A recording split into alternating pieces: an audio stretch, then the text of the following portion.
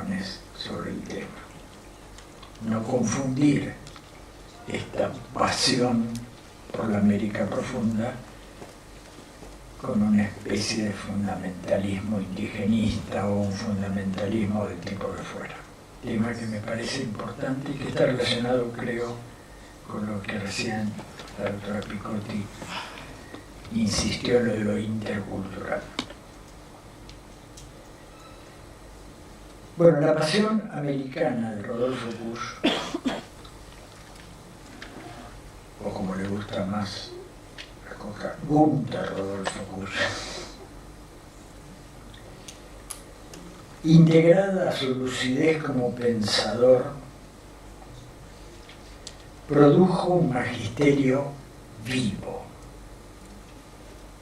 Y esto me parece interesante también remarcarlo, abriendo una jornada séptima ya sobre el pensamiento de Bush.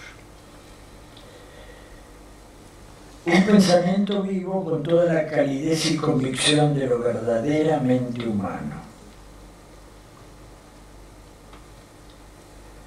Su palabra, que hoy nos vuelve a convocar, llena muchos tiempos. Yo acá en este texto había puesto una frase en latín conocida. Consumatus in brevites plebis tempora multa. Bueno, justifico los muchos años de latín que tuve que estudiar en mi carrera. Consumado en poco tiempo, llenó muchos tiempos. Que también tiene que ver con el recuerdo de que se nos fue joven, Gunther Rodolfo. Los viejitos podemos decirlo así, tranquilos. Pero bueno, no es eso el problema, sino que llenó muchos tiempos y los sigue llenando. Su palabra nos vuelve a convocar.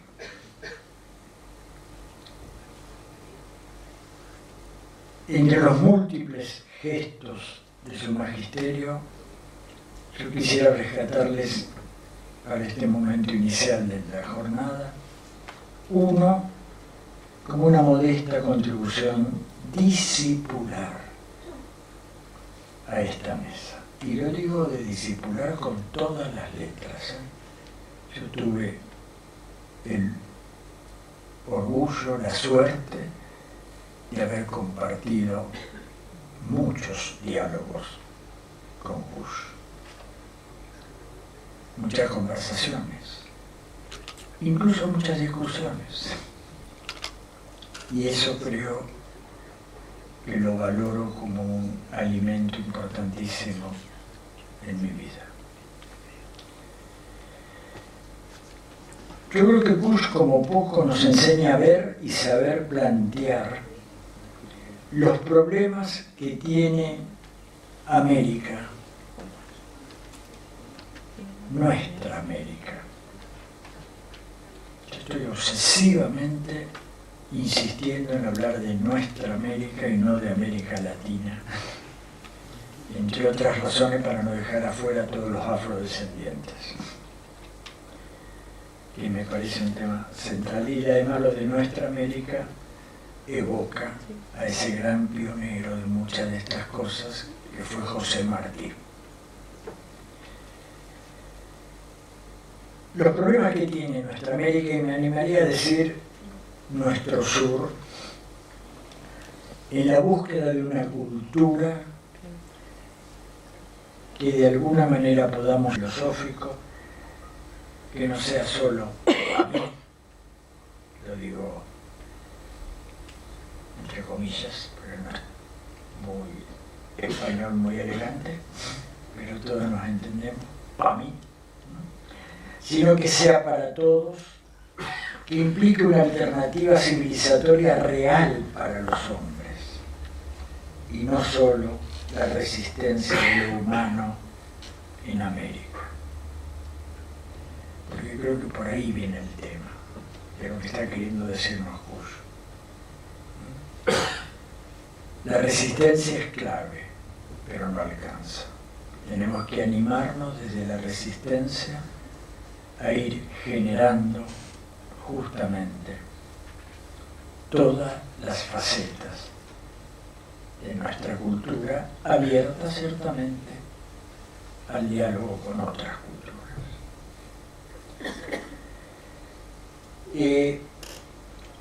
Yo creo que en este sentido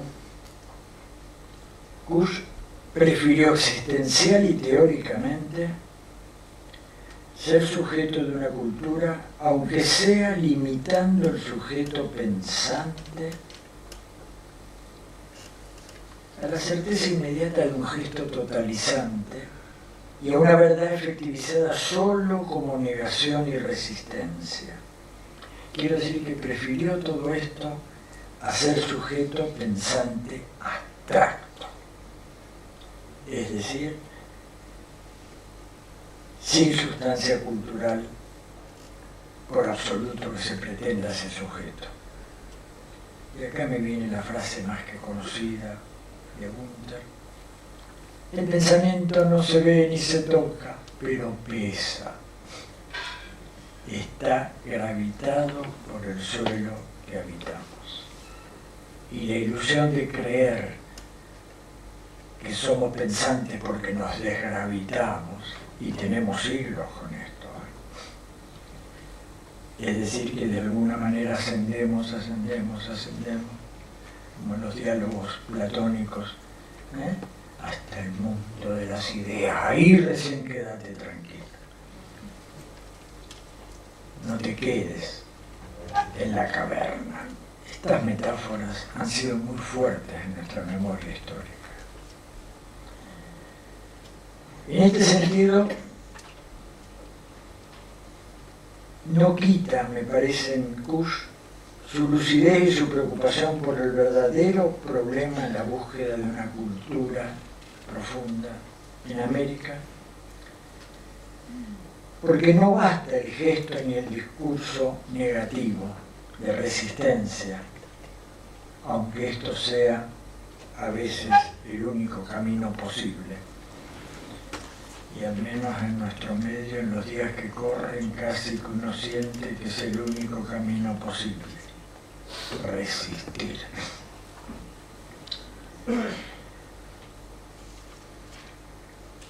Sino que, de alguna manera, resistía que a la astucia mentirosa de esa historia de conquista, colonización, dominio de lo antipopular. Si quieren, pónganle los nombres más actuales: neoliberalismo salvaje o algo por el estilo. Y de alguna manera nos acosa cotidianamente. La resistencia, o sea, el estar, que es la clave, porque la tierra de nadie es la tierra de todos. Pero si de mi forma de lograr resolver este hambre, que para eso hacemos la cultura de los humanos, para resolver el hambre originario, que va desde el pan, ese que pedimos apenas nacemos llorando, hasta la divinidad, que es una forma de decir las grandes creaciones. En este sentido, el estar siendo así, y no el mero estar. Lo que pasa es que si nos animamos a estar siendo así, nos vamos a encontrar con otros estar siendo así. Y ahí va a venir este problema, esta tensión.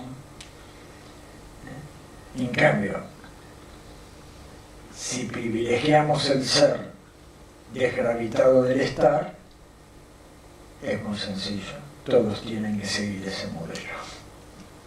Este es un desafío interesantísimo, que permite que podamos hablar, como decía ese gran pensador nicaragüense Nick Hanna, el problema no es la globalización, sino este modelo de globalización excluyente. lo cual es cierto. En este sentido, yo creo que acá hay, incluso me animo a decirlo delante de una experta, porque hizo su tesis sobre eso y conoce muy bien, y hemos dialogado bastante también, de Heidegger, es esa especie de enojo de Kusch con Heidegger, más allá de las cosas que conversábamos y tomábamos de Heidegger, que es la confusión de lo pre-ontológico, que sería realmente el estar, el mero estar, y leerlo como proto-ontológico. O sea, el hombre es el único ser que en su ser se pregunta por ser, dice Heidegger. Es una forma fuerte de decirlo, pero sumamente interesante. Esta estructura paradójica esencial es la que nos hace, yo diría más bien, híbridos que mestizos.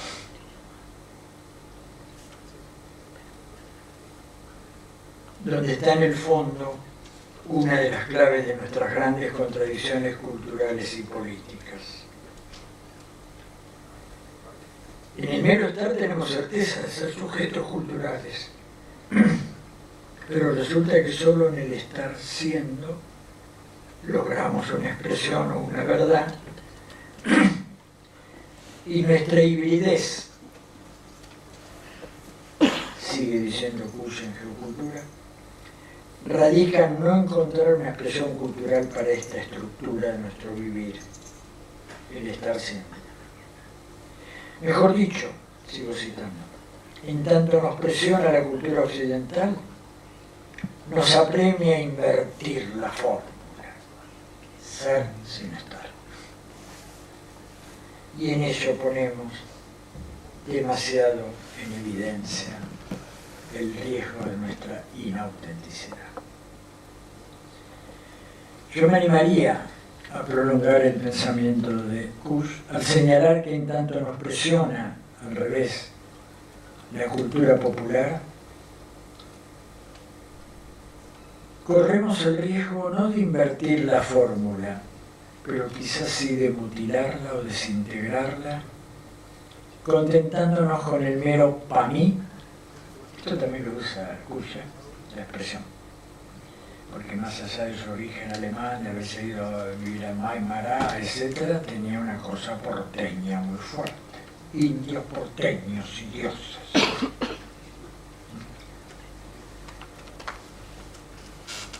El mero para mí, el vivir puro, el no más que vivir. A esto llamo yo nuestra paradoja existencial, que impide y anula toda interpretación meramente estetizante del estar. Pues este es uno de nuestros problemas, la paradoja existencial. Entre el para mí, el vivir, el mero vivir, pero por otro lado, el tener que mostrar la cara para que nos reconozcan parte del modelo. Hay una segunda cuestión que es nuestra hibridez lógica. Aparte de nuestra tensión existencial, tenemos una hibridez lógica. Porque se trata de pensar al cabo de la antropología de la finitud, cito, en la indigencia original del sujeto. O como se animó a decir, en su fundamental y originaria deconstitución.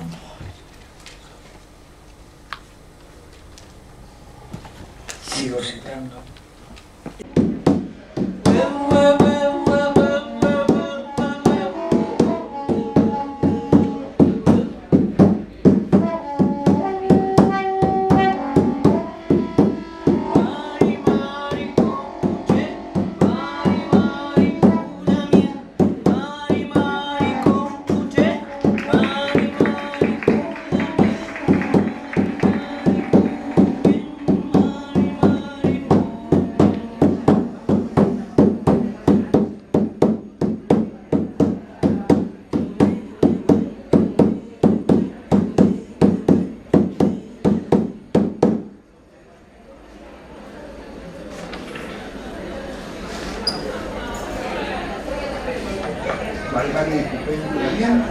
originario Compuché, Dani Monuy, Checa Mauricio Miriam Piñén, Mapuche Huiriche. Mi nombre es Mauricio Miriam, vengo a exponer sobre identidad mapuche al debate, historia, filosofía y política, así se llama la ponencia, pero intenta ser meramente un artículo demostrativo de un fenómeno identitario que es muy difícil de comprender. Por eso también me resultó complicado poder explicar qué es la identidad nacional mapuche, a pesar de que hay, contado con los dedos, libros publicados sobre el tema. Remitiéndome a esos libros, al final de la monografía de este pequeño trabajo estilo ensayo, hay una sugerencia de bibliografía. Hay 3 textos ahí para remitirse.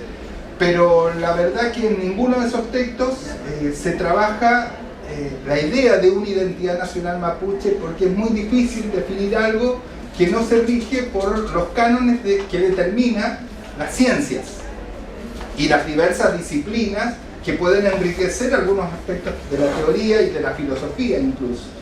Es muy difícil, es muy complejo. Yo, entrando de cabeza en ese tema, dije no, llego hasta acá, defino algunos que otros elementos, pero más no puedo definir, porque nuestra forma de entendernos, de sernos, de apropiarnos de nuestro cuerpo, que fue extirpado, nuestra alma fue extirpada del momento que se produjo la ocupación territorial, entonces nos transformamos en otra persona. Nosotros hace unas décadas atrás éramos, se podría decir, criollos, un criollo más, y el proceso de insurgencia indígena en todo el continente modificó el panorama en todas las regiones históricas de este continente. O sea, allí donde todos decían los indios no existen, empezaron a aparecer los indios. Y ese fenómeno no tiene que ver con una lectura política, decir, no, en el año tanto, en el 92, cuando se cumplen los 5 siglos de dominación, los indios tomaron la posta política. Porque no es, como me antecedía acá el señor, no es un tema de el hombre decide cómo se sigue esa línea del lenguaje, como él explicaba, sino que es circular. Y los elementos que están en ese círculo no es el hombre que define el círculo lo define la Mapu para nosotros. La Mapu es un fenómeno que podríamos castellanizar como la tierra, dicen algunos, no. Castellanizado en cualquier googleo que hagan en internet va a aparecer Mapu, tierra. Mapuche, gente, porque che es gente, de la tierra. O sea que una primera definición para entendernos quiénes somos los mapuches hoy sería gente de la tierra. Y Mapu, realmente, con todos los textos que se han escrito de algunos filósofos de orientación mapuche y otros que son mapuches, cuando han logrado llevar a la academia estos conceptos, dicen, no, Mapu es un fenómeno mucho más complejo porque es universo. Y hay distintas Mapus. El Mapu de arriba, el Mapu de este plano y el Mapu del fondo de la tierra. O sea que hay universos, y el mapuche decía, así como es arriba, es acá abajo. ¿Cuántos siglos la ciencia tuvo que investigar y llegar a la física cuántica, Albert Einstein, para decir la máxima científica que es como es allá arriba, es acá abajo? Esto lo decían mis sabios. En la época en que el pueblo mapuche logra pasar un momento muy traumático para la existencia del ser mapuche, que fue el ascenso de las aguas. Las aguas ascendieron a tal nivel en estas tierras que la vida tuvo que desaparecer y algunos lograron salvar su vida. Esa gran inundación, que en distintas otras culturas se conoce como el diluvio universal, es un fenómeno que la ciencia todavía no puede definir bien qué pasó, pero parece que muchos pueblos antiguos hablan de ese diluvio. Nosotros lo extractamos en un fenómeno al cual llamamos esta guerra entre Tren y Caicay. Ese es como dice la occidentalidad, el mito de creación del mapuche. No sé si de creación, porque si se remiten a los sabios ancestrales mapuches, dicen, nosotros pasamos el diluvio, o sea que somos antes que el diluvio. ¿Qué es lo que se previó haciendo una lectura de estos movimientos telúricos de la Tierra, nuestros sabios previeron de que las grandes sabidurías que se habían alcanzado hasta antes del diluvio pudieran traspasar el diluvio y los pocos que quedaran vivos pudieran continuar el proceso de conocimiento de lo que es el universo, el cosmos, la máquina. Entonces, dicen los ancestros en sus historias del origen del mapuche, dice: Tren Tren y Caicay luchan y Tren Tren nos permite la vida. Caicay vuelve al mar y vuelve a dormir. Eso no quiere decir de que no va a haber otro diluvio. Nuestros sabios, nuestros científicos, nuestros astrónomos, nuestros estudiosos del universo dicen: la serpiente está durmiendo bajo el agua. No está muerta, no fue una guerra de muerte donde Tren Tren mata a Caicay, no. Tren Tren y Caicay pactan y la serpiente del mar vuelve a dormir debajo del mar.